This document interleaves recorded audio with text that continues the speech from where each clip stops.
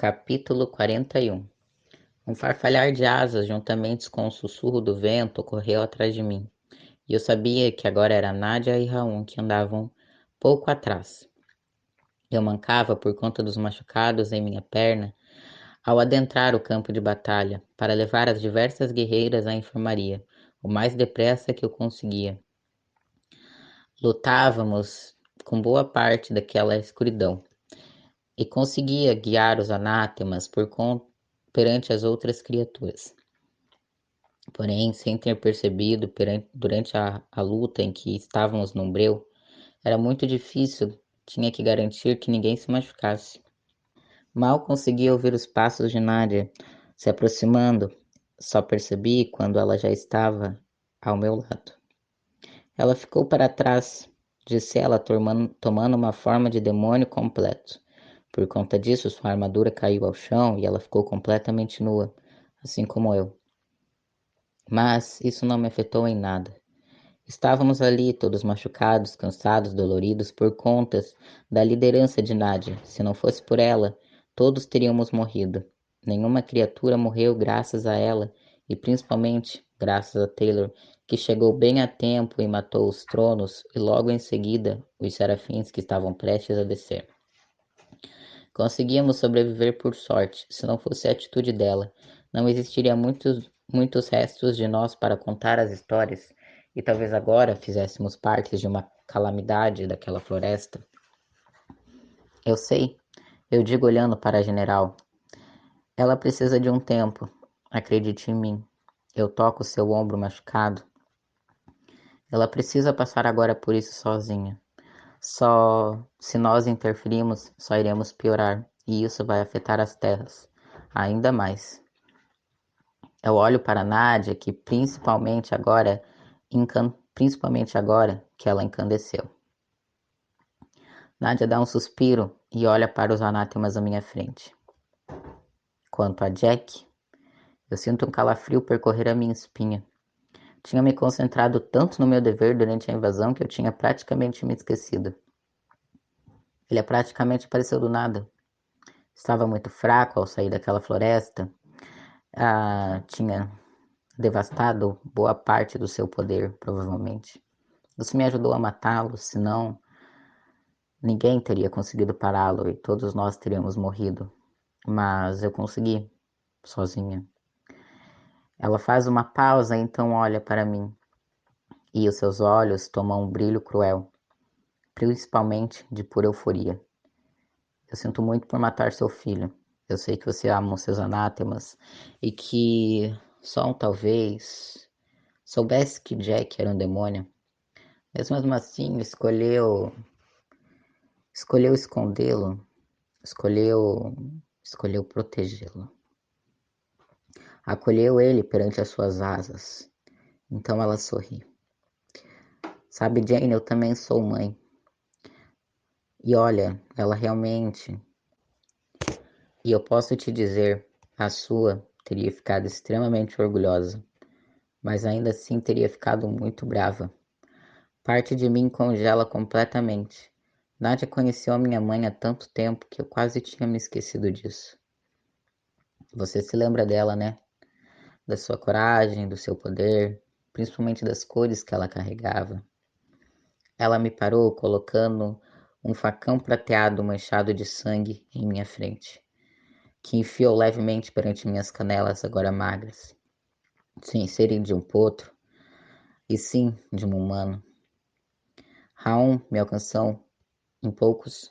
Raum parou em alguns poucos centímetros atrás dela, de modo sutil e ágil. Igualmente ele fazia durante a invasão. Eles pareciam uma sincronia perfeita para um massacre, e de fato eles eram, mas nunca um sem o outro. Ela então vira a lâmina para mim e começa a erguer ainda mais, a deixando perto do meu pescoço. Os anátemas continuaram indo à frente, em direção à vila sem mim, segurando a maca de Black. Isso me deu alívio, pois nenhum deles estava prestes a presenciar o que estava por vir. Mas ela continuou a falar. Não faça isso, Jane. Ser mãe vai muito além de acolhimento. É preciso saber a hora de parar de passar a mão na cabeça de seus filhos. Quando e se ele tivesse matado Taylor? Eu o teria matado de qualquer forma, pois agora ele era um demônio. O amor de uma mãe vai muito além da dor. É algo bem simples.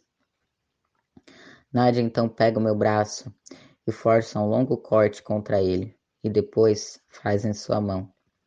Coloca o seu sangue sobre o meu, e então eles começam a se mesclar em um pacto de linfe, que começa a se formar entre nós. Eu não comecei a protestar contra a Nádia. Se fizesse isso, a consequência iria ser muito maior. Se algum dia você souber de qualquer outra criatura que não pertence ao nosso mundo chegar, você vai me avisar, Jane.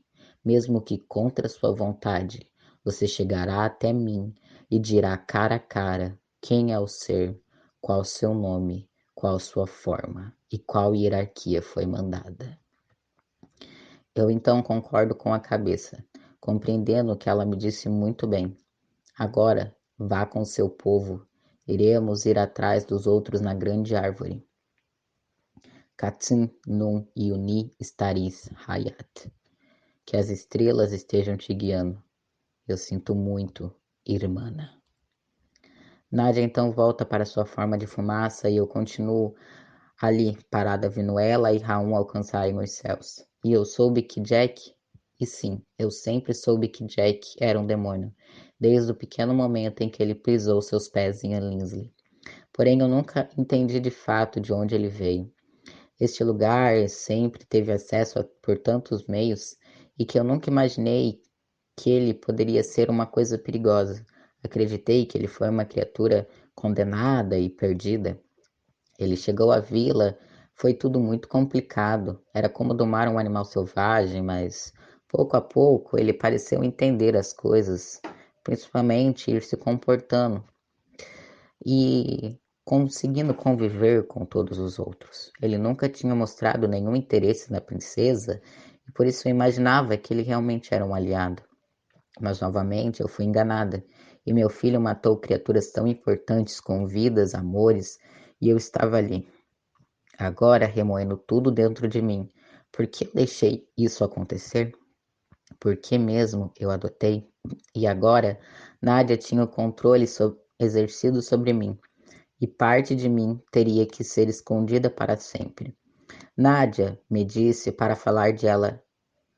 Nádia me disse para falar todas as não criaturas, mas como eu faria isso? Afinal, eu prometi proteger e acolher. Isso era a lei de Priembe. Por isso não era, por isso era tão difícil se estabelecer na vila. Poucos possuem este amor. Eu sinto meu sangue pingando ali no chão e eu volto novamente à realidade.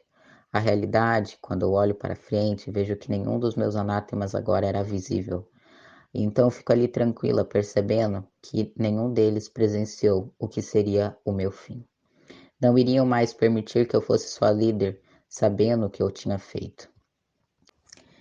Eu volto a andar atrás deles e lentamente voltamos para a vila, vazia, sem vida, sem cor, protegida por um escudo transparente de estrelas. Todos eles param perto do globo cintilante e abrem espaço para que eu pudesse entrar. Vou bancando até onde era o final da quinta ponta da estrela. Eu invoco ali meu cajado, usando um pouco mais da magia selvagem que eu tinha.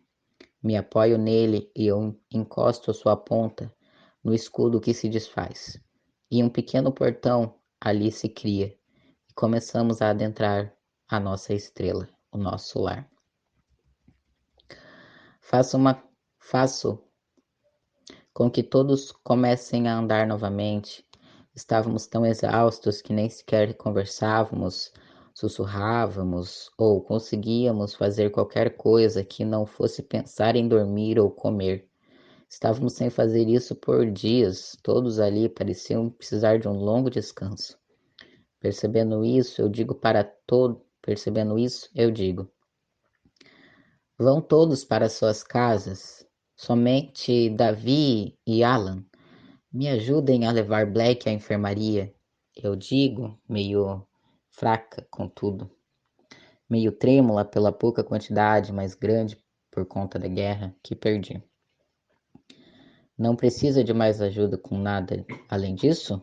Pergunta Davi a mim. Faço que não com a cabeça e todos os outros começam a se dissipar. E voltar para suas casas. Depois de tanto tempo, ficamos ali, só nós três na estrada de pedra úmida. Começamos a andar novamente e parte de mim só conseguia jurar ouvir os choros deles dentro das casas, andando lentamente, cansados, para a enfermaria. Pela primeira vez eu tinha amaldiçoado até mesmo as estradas que eu tinha construído. Entramos na grande árvore completamente vazia, porém, porém, recém-chegados tinham ali sido evacuados e levados para árvores das anciãs, juntamente com as enfermeiras que cuidavam deles.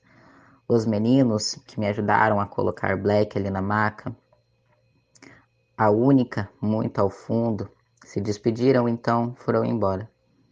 Algo rápido, pois mereciam também seu descanso. Black respirava tão fraco que quase não percebia por conta de suas costelas fundas. A primeira vez em muito tempo, eu me sento em uma cadeira e sinto meus pés doerem. Eles querem começar a formar os seus cascos novamente, mas é quase impossível, porque eu quase não tinha magia. Pareciam lâminas afiadas que adentravam a minha perna. Eu respiro fundo e me arrumo na cadeira. Eu então agora começo a deixar o meu cajado de lado e usar a magia com minhas mãos. O restante ali para fazer os curativos em Black. Trazendo para perto todos os equipamentos que eu precisara, um medidor cardíaco, máquina de microchoques para seus músculos não atrofiarem, pois não sabia quanto tempo ele iria ficar naquele estado. Me levanto dolorosamente, segurando-me no meu cajado, pois não sabia se teria poder o bastante para invocá-lo novamente. Começo a tirar toda sua roupa para banhá-lo e colocar uma camisola larga em meu filho. Vejo o estado em que ele estava, era horrível. Estava completamente machucado, cheio de cortes roxos no corpo, e por conta da sua magreza, eu conseguia ver as suas costelas, que tinham se quebrado, e até mesmo seu pulso que saía do lugar. Conseguia ver a linha dos seus ossos, onde começavam e onde terminavam. E tudo que estava ali. O seu corpo corroendo a pele dos músculos por muito, muito tempo. Parecia um peixe sem osso. Meus ancestrais, meu filho estava horrível. Como aquilo tinha acontecido e eu ignorara. Porque ele se escondeu de mim de tal forma? Eu então toco a sua pele e começo a sentir como ele estava frio como um cadáver. Mas, graças à sua maldição, eu sabia, meu filho estava vivo. Eu então o banho lentamente com uma esponja úmida, cheio de água em ervas, que preparei rapidamente. Começo a fazer os curativos nos machucados dele, limpando com muita cautela, rezando para que ele não sentisse dor, mesmo em seu estado. Depois colocando os seus ossos quebrados de volta no lugar, com a ajuda de magia e as mãos. Após ter limpado, enfaixado e começo a entubá-lo. Introduzi o tubo em seu nariz e desço até o seu estômago, colocando um oxigenador e um medidor cardíaco no seu dedo fino. Tão fino que quase não parou ali. Por fim, começo a furar a sua veia, extremamente fácil de se achar naquele corpo. Porém, entretanto, por conta da sua regeneração, começa a expelir a agulha. Precisei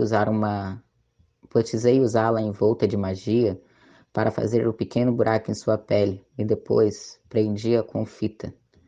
Eu, eu então prendo o soro glicosado para hidratá-lo juntamente com soro, soro convencional para mantê-lo ali, sadio, cheio de remédios, em partes dopado. Iria começar a preparar uma refeição líquida, mas eu já estava tão cansada e teria que fazer isso mais tarde. Quando enfim eu vejo, Black estava ali agora, bem entre aspas, mas bem.